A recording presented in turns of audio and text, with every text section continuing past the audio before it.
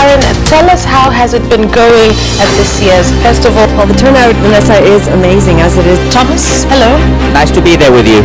What is the purpose of this meeting and who will be in attendance? Talking about how African countries can stop relying to a large extent on... We are definitely seeing a lot of deeply political films, either directly treating a political issue or with a political subtext. Don't miss the live special report between Capital Television and Dashwell Television at 9:30 p.m.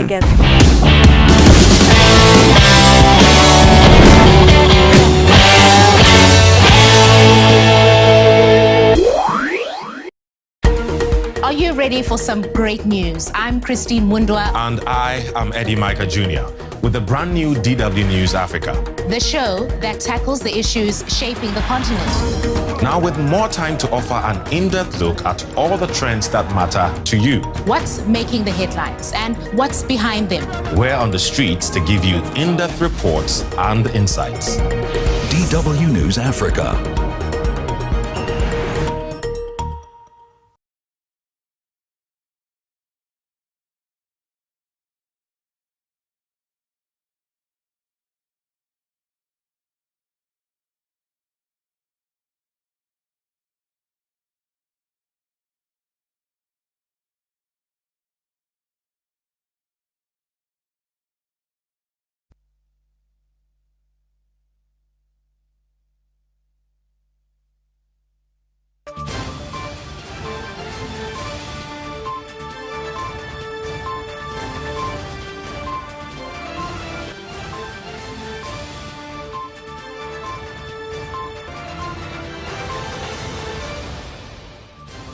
In Capital News tonight, last respect for the former Minister of Defense and National Service Elias Kwandikwa will be held in Dar es Salaam, Dodoma and Kahama.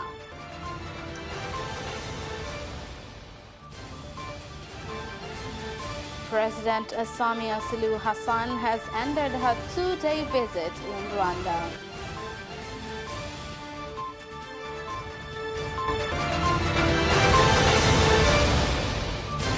And in sports, the national football team Taifa Stars will resume their fight for a place in the 2022 Qatar World Cup finals on September 4th. Good evening, this is Capital News at 9:30. My name is Khadija Zimbwe. First, the national news. Last respect for the body of the former Minister of Defense and National Service Elias John Kwandikwa are expected to be held in Dar es Salaam on the 6th of August, Dodoma on the 7th and on 8th in Kahama before his burial on the 9th at his home in Ushetu. Minister Kwandikwa died on Monday night at Muhimbili National Hospital, where he had been receiving treatment. Following his death, President Samia Suluhu Hassan has sent her condolences to the Chief of Defense Forces General Venance Mabeyo and said that Minister Kwandikwa had been a hard worker who had implemented his responsibilities by adhering to the law and procedures. On his part, the President of Zanzibar and Chairman of the Revolutionary Council, Dr. Hussein Mwinyi, has sent a condolence message to President Samia Suluhu Hassan following the death of the Minister of Defense and National Services, whereby he said that Minister Kwandikwa had been committed to work for a united republic. May he rest in eternal peace. Amen.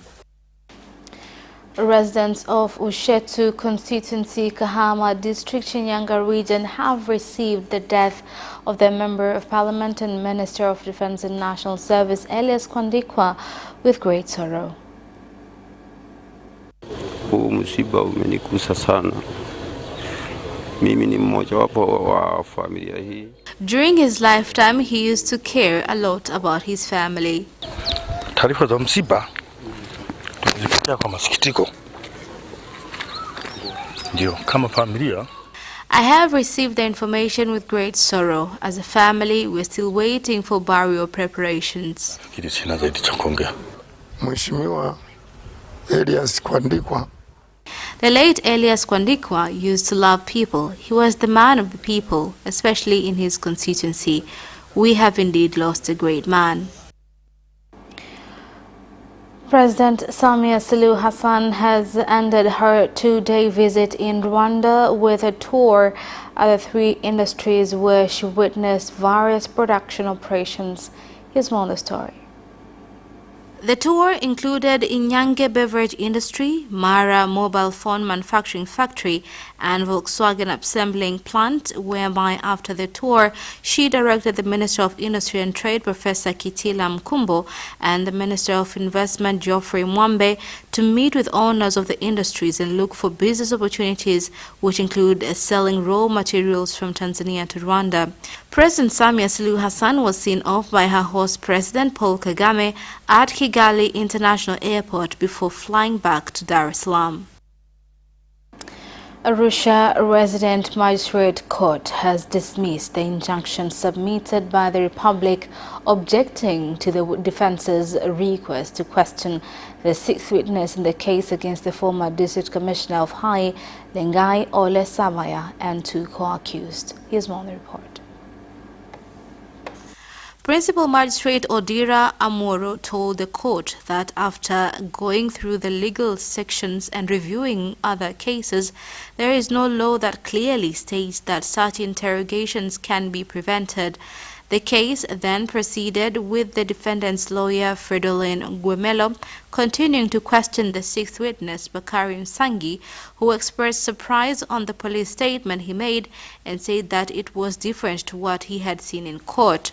The 6th witness has completed testifying, and the court has started to hear evidence given by the OCD of Arusha Police Officer Gwakisa Venance. The Energy and Water Regulatory Authority, EWURA, has stopped price hikes for domestic gas, which have doubled in some parts of the country, stating the price increase has not followed procedures.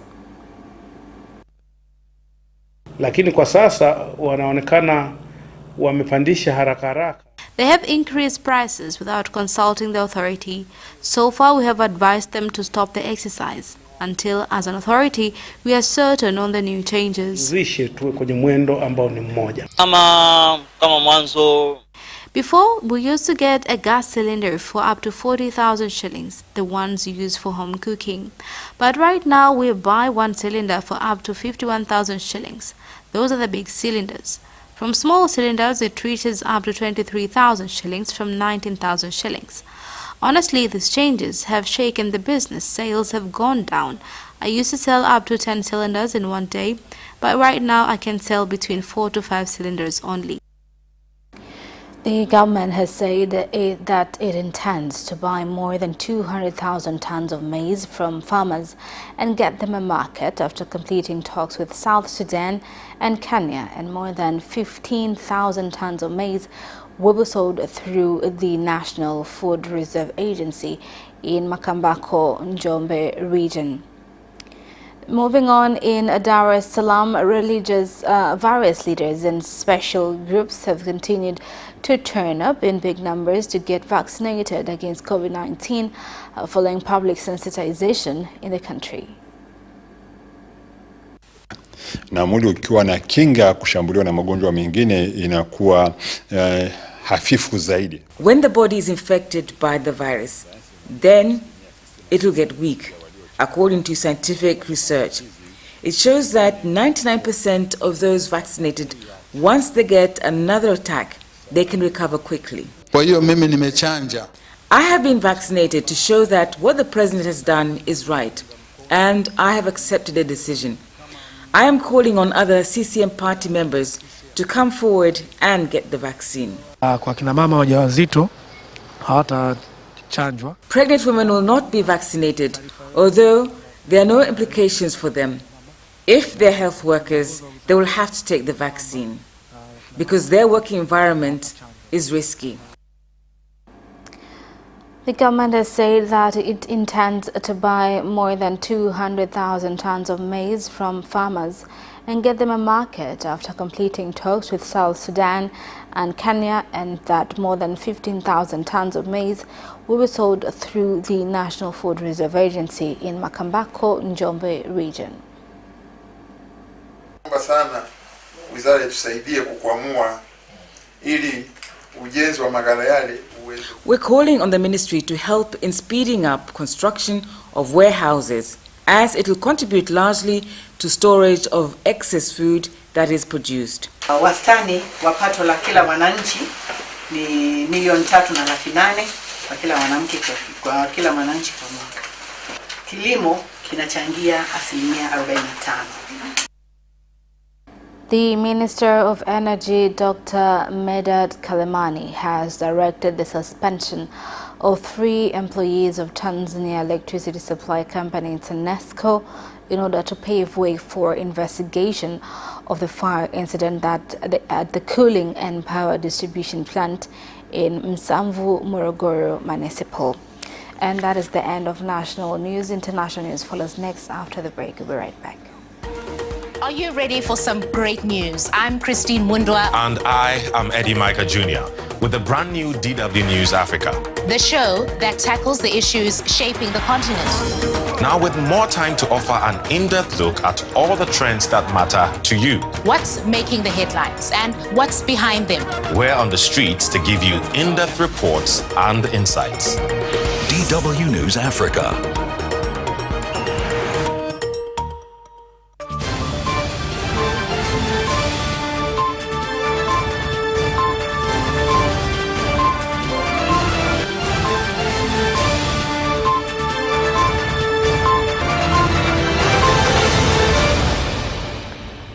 Welcome back, and in international news, Turkey has declared disaster areas as wildfire death toll rise. Here's more on the report. For the past 6 days, 132 destructive blazes have raged through southern and other parts of Turkey, killing 8 people and burning at least 118,789 hectares of land, according to the European Forest Fire Information System.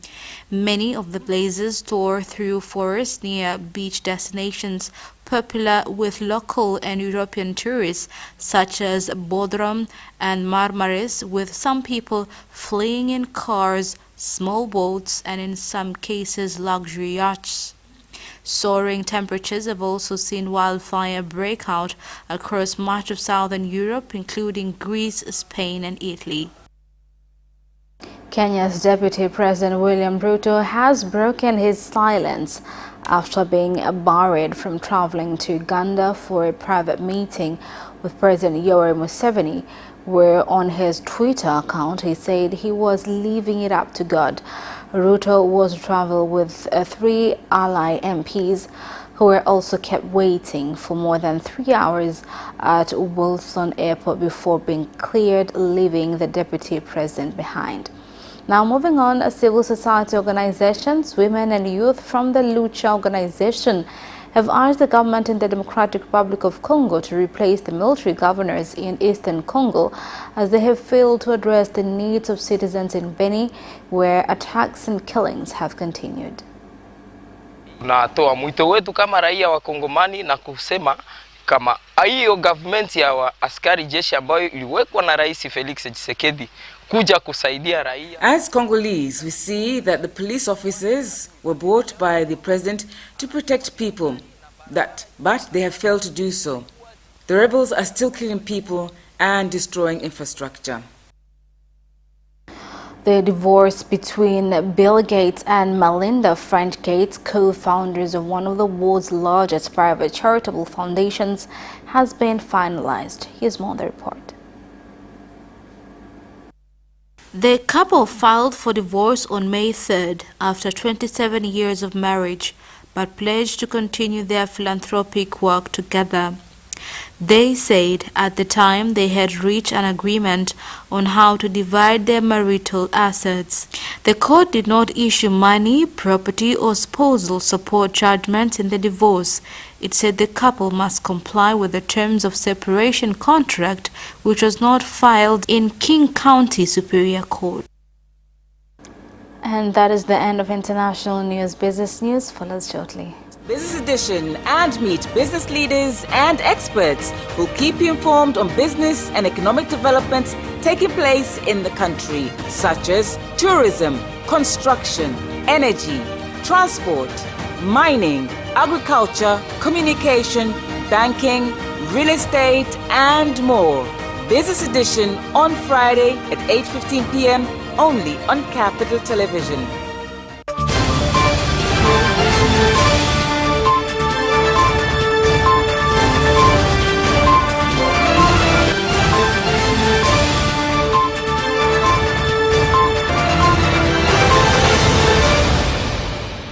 Welcome back, and in business news. NMB Bank has won 2 international awards for providing high-quality services in 2021 for the 9th consecutive time, with the bank promising consumers to continue improving services in various parts of the country. Moving on, the Deputy Minister of Finance and Planning, Engineer Hamad Yusuf Masauni, has directed Asset Management and Investor Service Company UTT AMIS to put more emphasis on public investment education, including retirees who are facing challenges in making investment decisions after getting their retirement pensions.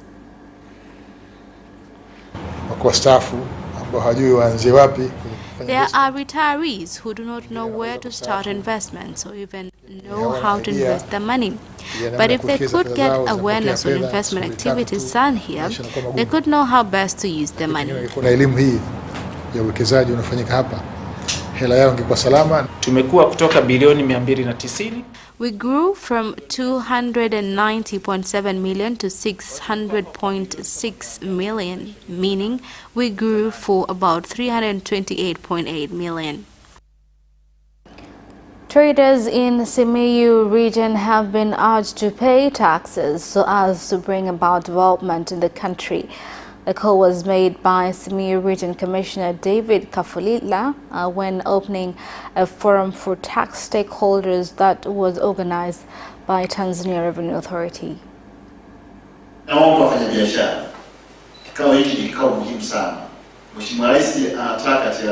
This is a very important meeting to traders because the President wants revenue collections to be more friendly.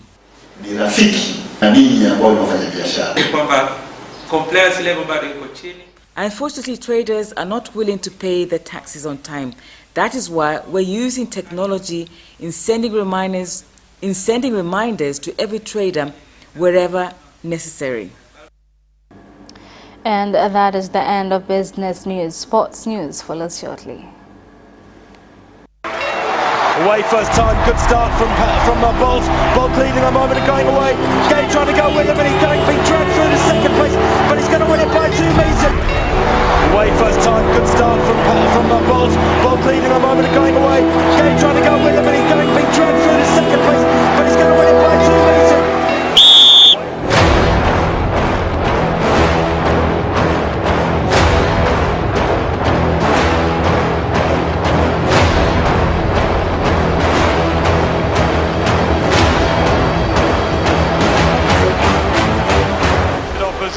Joaquinho, he did lose to Lent.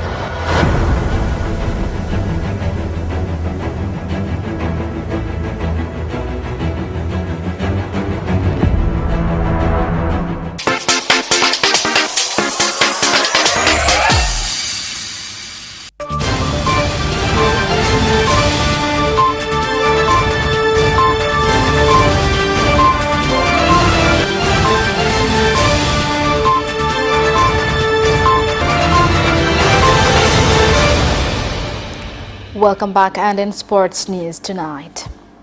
The national football team Taifa Stars will resume their fight for a place in the 2022 Qatar World Cup finals on September 4th when they face the Democratic Republic of Congo. Here's the story.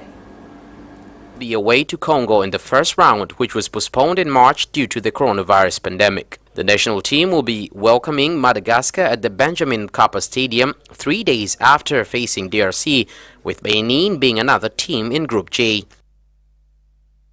Football fans will be treated to yet another Kariako derby in September 25th when Simba and Yanga face off for the Community Shield.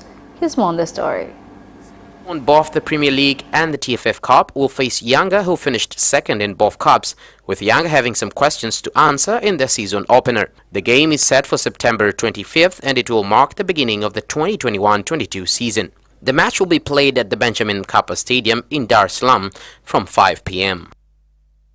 The Premier League hopes to discourage players exaggerating contact for penalties and cut out controversial offside calls by changing rules ahead of a new season. Here's more.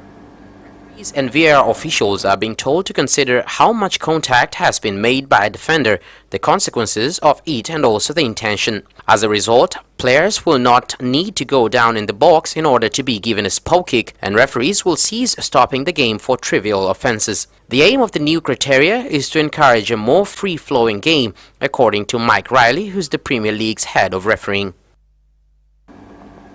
Giorgio Chiellini has signed a 2-year contract at Juventus. Here's the story. The centre-back became a free agent this summer when his contract with the Serie A Giants expired. But the Turin club have confirmed that the Italy international will still be part of the team next season, signing a deal that runs until 2023. The Bianconeri captain joined the club from Fiorentina in 2005. He has made 535 competitive appearances for the club, winning 9 Serie A titles and the Coppa Italia 5 times along the way. Dean Henderson will miss Manchester United's training camp in Scotland as he recovers for the effects of recently contracting COVID-19. Here are more details. United released a short statement before the squad trained in Scotland for the first time on Monday evening. It read, Dean Henderson will miss Manchester United's Scotland training camp while he continues his recovery from prolonged fatigue after contracting a COVID-19 infection 3 weeks ago. He is expected to be training soon. While he is currently sidelined due to COVID-19, he has fully recovered from the hip injury that forced him to withdraw from Gareth Southgate's England squad this summer. And that sports item ends our news bulletin for tonight. My name is Khadija Zimbwe. Thank you for watching and good night.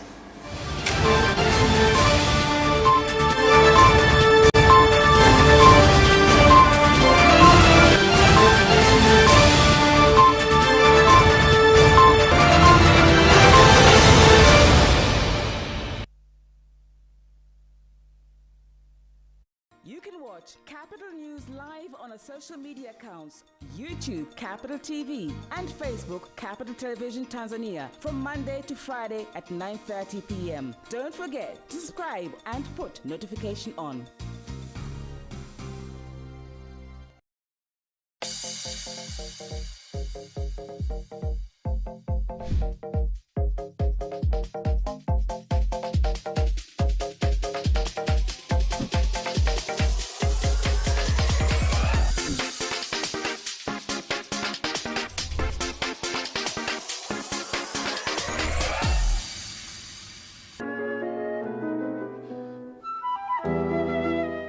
Jinsi ya kujikinga na korona. Epuka kugusa macho, pua au mdomo. Zingatia nyakati muhimu za kunawa mikono baada ya kutoka chooni, kabla ya kula au kumlisha mtoto, baada ya kumsafisha mtoto aliyejisaidia, kabla ya kuandaa chakula, baada ya kukohoa au kupiga chafya, baada ya kumhudumia mgonjwa, baada ya kutoka kwenye mizunguko ya siku au kukutana na watu mbalimbali. Kwa maelezo na ushauri, piga simu namba 199 bure.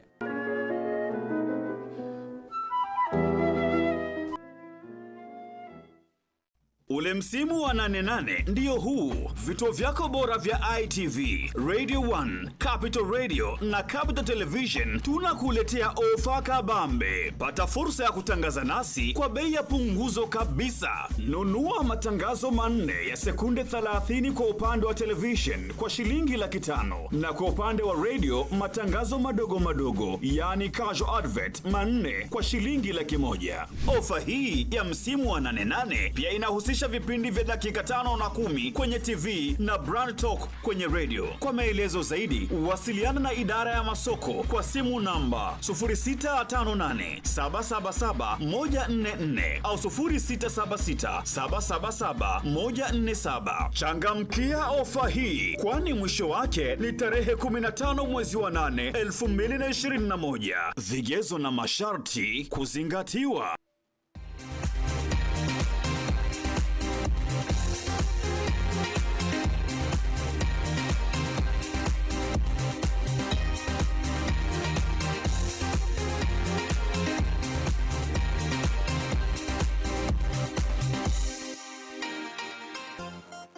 Hello and welcome to the program. Today, once again, we're back at Vikindu Forest Reserve. In addition to looking at the conservation, tutaweza pia kuangalia utalii na mazingira. Kama mlivyoona katika kipindi kilichopita, Vikindu Forest Reserve kwa kweli ni msitu ambao umehifadhiwa, na hadi sasa hivi wamefikia wakati ambapo watalii wanaweza kutoka nje ya jiji la Dar es Salaam na sehemu nyingine na kuja katika msitu huu kuweza kutembea. Na sasa hivi niko na mfanyakazi mmoja wa Vikindu Forest Reserve ambaye atatupa historia kidogo kuhusiana na msitu huu. Karibu sana.